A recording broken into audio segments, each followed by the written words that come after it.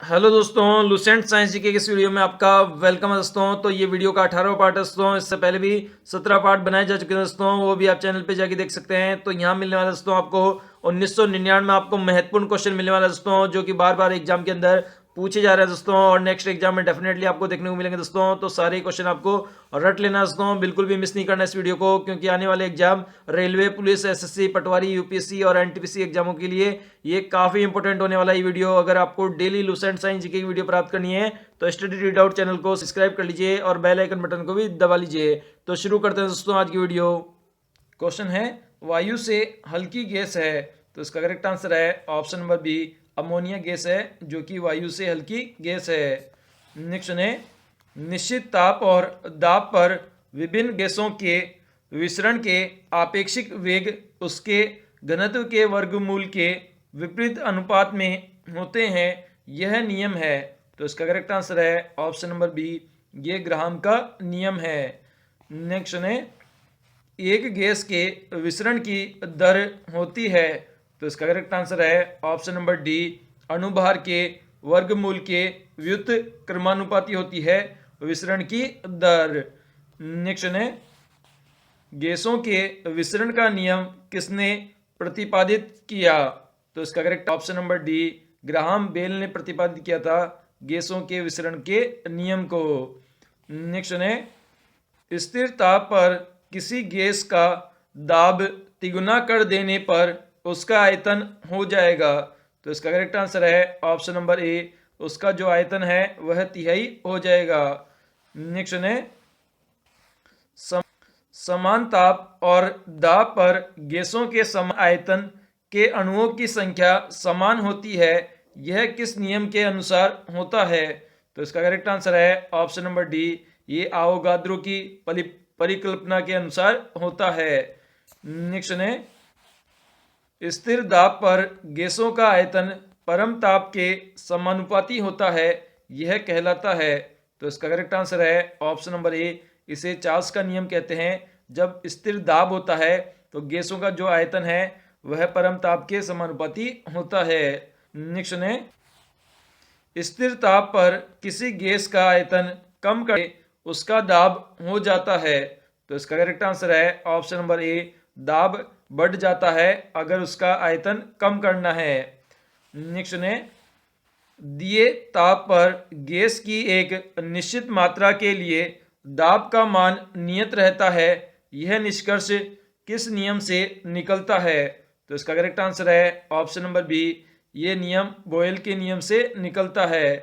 Next है, निश्चित ताप पर किसी गैस के दिए हुए द्रव्यमान का दाब उसके आयतन के प्रति लोनानुपाती होता है, यह नियम है, तो इसका करेक्ट आंसर है ऑप्शन नंबर बी, ये बोयल का नियम है।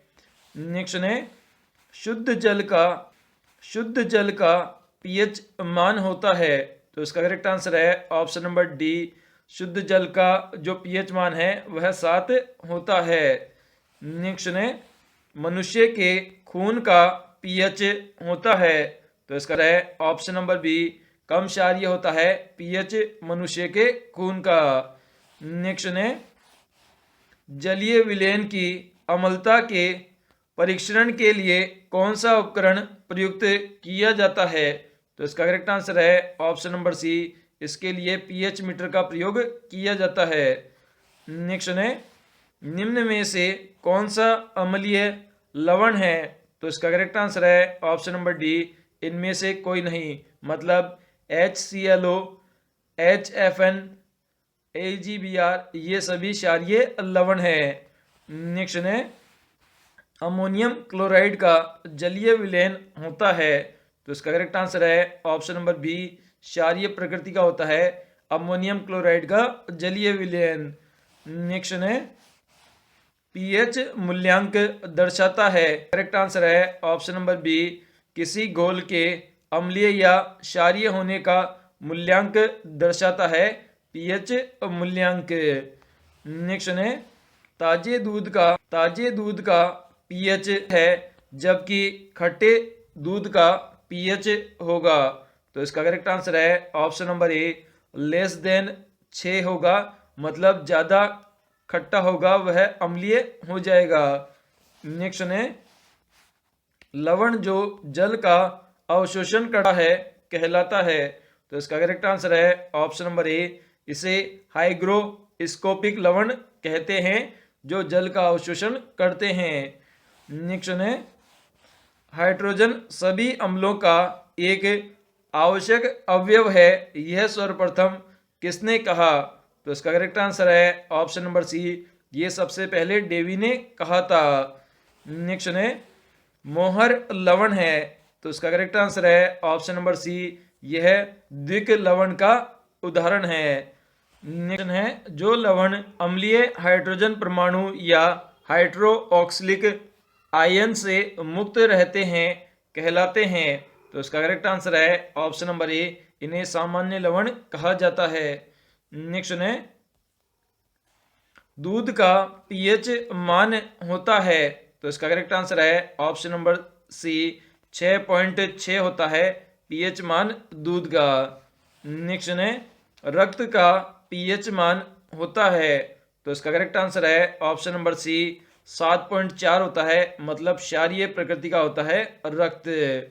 नेक्स्ट है सभी अम्ल धातुओं से प्रतिक्रिया कर कौन सी निकालते हैं? तो इसका करेक्ट आंसर है option number A, hydrogen gas निकालते हैं। नेक्स्ट है उदासीन घोल का मान होता है। तो इसका करेक्ट आंसर है ऑप्शन नंबर सी, 7 होता है उदासीन घोल का मान। नेक्स्ट है अम्लीय घोल का मान होता है। तो इसका करेक्ट आंसर है ऑप्शन नंबर बी, 7 से कम होता है। जो पीएच का मान होता है वह 7 से कम होता है अम्लीय घोल का। नेक्स्ट है पीएच मान का निर्धारण किसने किया था? तो इसका करेक्ट आंसर है ऑप्शन नंबर सी, सोरेनसन वैज्ञानिक ने किया था पीएच मान का निर्धारण। नेक्स्ट है सभी लवण होते हैं। तो इसका करेक्ट आंसर है ऑप्शन नंबर बी, वैद्युत अपघट्य होते हैं सभी लवण। नेक्स्ट है भस्मों का स्वाद होता है। तो इसका करेक्ट आंसर है ऑप्शन नंबर ए, खारा होता है भस्मों का स्वाद। नेक्स्ट है सभी अम्ल जल में घुलकर प्रदान करते हैं। तो इसका करेक्ट आंसर है option number B, H+ ion प्रदान करते हैं सभी अम्ल जल में घुलकर। नेक्स्ट है निम्न में से कौन सा कथन सही है? तो इसका करेक्ट आंसर है ऑप्शन नंबर डी, ये सभी कथन सही है। मतलब ऑप्शन नंबर ए है क्षार में साबुन जैसे चिकनाहट होती है। ऑप्शन नंबर बी है क्षार लाल लिटमस को नीला कर देते हैं। ऑप्शन नंबर सी है सभी क्षार भस्म होते हैं किंतु सभी भस्म क्षार नहीं होते। तो तीनों ही ऑप्शन सही है क्षार से रिलेटेड। नेक्स्ट है क्षारीय घोल का पीएच मान होता है। तो इसका करेक्ट आंसर है ऑप्शन नंबर बी, 7 से अधिक होता है। जो पीएच है उसका मान 7 से ज़्यादा होता है। नेक्स्ट है जल में घुलनशील भस्म को कहते हैं। तो इसका करेक्ट आंसर है ऑप्शन नंबर बी, इसे हम क्षार कहते हैं। नेक्स्ट है लाल लिटमस पत्र को नीला कर देते हैं। तो इसका करेक्ट आंसर है ऑप्शन नंबर सी, भस्म कर देते हैं लाल लिटमस पत्र को नीला। नेक्स्ट है नीले लिटमस पत्र को लाल कर देते हैं। तो इसका आंसर है ऑप्शन नंबर ए, अम्ल कर देते हैं नीले लिटमस पत्र को लाल में। नेक्स्ट है अम्ल एवं भस्म के परीक्षण के लिए किसका उपयोग किया जाता है? तो इसका करेक्ट आंसर है ऑप्शन नंबर ए, लिटमस पत्र का उपयोग किया जाता है। नेक्स्ट है उदासीनीकरण क्रिया में बनता है। तो इसका करेक्ट आंसर है ऑप्शन नंबर डी, लवण और जल का निर्माण होता है उदासीनीकरण प्रक्रिया में। नेक्स्ट है अम्ल व भस्मों की अभिक्रिया से बना पदार्थ को कहते हैं। तो इसका करेक्ट आंसर है ऑप्शन नंबर बी, इसे हम लवण कहते हैं। नेक्स्ट है भस्म वह पदार्थ है जो, तो इसका करेक्ट आंसर है ऑप्शन नंबर बी, जो प्रोटॉन ग्रहण करता है उसे हम भस्म कहते हैं। नेक्स्ट है अम्ल वह पदार्थ है जो, तो इसका करेक्ट आंसर है ऑप्शन नंबर सी, जो प्रोटॉन देता है उसे हम अम्ल कहते हैं। नेक्स्ट है अभिक्रिया ZnO प्लस C बराबर Zn प्लस CO में C निम्नलिखित में से किस एक प्रकार के रूप में कार्य करता है? तो इसका करेक्ट आंसर है ऑप्शन नंबर डी, बिल्कुल करेक्ट है। अपचायक के रूप में कार्य करता है इस अभिक्रिया में कार्बन। नेक्स्ट है निम्नलिखित में से सबसे प्रबल ऑक्सीकारक एजेंट क्या है? तो इसका करेक्ट आंसर है ऑप्शन नंबर सी, फ्लोरीन है, जो कि सबसे प्रबल ऑक्सीकारक एजेंट है। नेक्स्ट है ऑक्सीकारक एक पदार्थ है जो, तो इसका करेक्ट आंसर है ऑप्शन नंबर ए, एक दिए गए पदार्थ में तत्व के ऑक्सीकरण अंक को बढ़ाता है ऑक्सीकारक। नेक्स्ट है जब एक ताम्र दंड को जलीय सिल्वर नाइट्रेट विलयन में डुबाया जाता है तो विलयन का रंग बदलकर नीला हो जाता है, ऐसा किस लिए होता है? तो इसका करेक्ट आंसर है ऑप्शन नंबर बी, बिल्कुल करेक्ट है। एजी और कॉपर की अपेक्षा अधिक आसानी से अपचयित होता है, इस कारण से विलयन का रंग नीला हो जाता है। नेक्स्ट है अम्लीय माध्यम में पोटेशियम परमैंगनेट की फेरस अमोनियम सल्फेट के साथ प्रतिक्रिया से पोटेशियम परमैंगनेट के मैग्नीज की ऑक्सीकरण अवस्था में परिवर्तन होता है। तो इसका करेक्ट आंसर है ऑप्शन नंबर डी, बिल्कुल करेक्ट है। जो ऑक्सीकरण अवस्था है वह 7 से +2 में बदल जाती है। नेक्स्ट है निम्नलिखित रासायनिक तत्वों में सभी यौगिकों में ऑक्सीकरण अवस्था समान होती है। तो इसका करेक्ट आंसर है ऑप्शन नंबर बी, फ्लोरीन में ऑक्सीकरण अवस्था समान होती है। नेक्स्ट है निम्नलिखित में से कौन सी एक साइनोफेरेट आयरन में लोहे की सही ऑक्सीजन संख्या है? तो इसका करेक्ट आंसर है ऑप्शन नंबर ए, बिल्कुल करेक्ट है, +2 है लोहे की ऑक्सीजन संख्या। नेक्स्ट है ऑक्सीजन की धनात्मक ऑक्सीकरण संख्या होती है केवल, तो इसका करेक्ट आंसर है ऑप्शन नंबर ए, OF2 के अंदर ही होती है जो ऑक्सीजन है उसकी धनात्मक संख्या। नेक्स्ट है किसमें क्लोरीन की ऑक्सीकरण अवस्था +1 है? तो इसका करेक्ट आंसर है ऑप्शन नंबर ए, जो हाइपोक्लोरस है उसके अंदर जो ऑक्सीजन की अवस्था है वह +1 है। नेक्स्ट है लोहे पर जंग लगना किसका? तो इसका करेक्ट आंसर है ऑप्शन नंबर ए, ये ऑक्सीकरण का उदाहरण है लोहे पर जंग लगना। नेक्स्ट है एक व्यक्ति एक दीवार को धक्का देता है पर उसे विस्थापित करने में असफल रहता है तो वह करता है। तो इसका करेक्ट आंसर है ऑप्शन नंबर ए, वह कोई कार्य नहीं करता है। नेक्स्ट है 20 kg के वजन को जमीन से ऊपर 1 मीटर की ऊंचाई पर पकड़े रहने के लिए किया गया कार्य है। तो इसका करेक्ट आंसर है ऑप्शन नंबर ए, 0 जूल किया गया कार्य है, क्योंकि उठाकर रखने में कोई भी एनर्जी खर्च नहीं होती है। नेक्स्ट है शरीर का वजन होता है। तो इसका करेक्ट आंसर है ऑप्शन नंबर सी, ध्रुवों पर अधिकतम होता है शरीर का वजन। नेक्स्ट है यदि हम भूमध्य रेखा से ध्रुवों की ओर जाते हैं तो जी का मान होता है। तो इसका करेक्ट आंसर है ऑप्शन नंबर ए, बढ़ता है जी का मान। नेक्स्ट है जब कोई व्यक्ति चंद्रमा पर उतरता है तो उसके शरीर में उपस्थित होता है। तो इसका करेक्ट आंसर है ऑप्शन नंबर सी, भार घट जाता है तथा मात्रा अपरिवर्तित रहती है उसके शरीर में। नेक्स्ट है बल गुणनफल है। तो इसका करेक्ट आंसर है ऑप्शन नंबर बी, यह द्रव्यमान और त्वरण का गुणनफल होता है, क्योंकि F बराबर होता है ma। तो m यहाँ पे मास बोले तो द्रव्यमान को डिनोट करता है और a त्वरण को डिनोट करता है। नेक्स्ट है क्रिकेट का खिलाड़ी तेज आती हुई बॉल को क्यों अपने हाथ खींचकर पकड़ता है? तो इसका करेक्ट आंसर है ऑप्शन नंबर ए, बॉल विश्राम की स्थिति में आ जाती है इसलिए वह हाथों को पीछे करके पकड़ता है। नेक्स्ट है अश्व यदि एकाएक चलना प्रारंभ कर दे तो अश्वारोही के गिरने की आशंका का कारण है। तो इसका करेक्ट आंसर है ऑप्शन नंबर ए, विश्राम जड़त्व के कारण अश्वारोही के गिरने की आशंका होती है।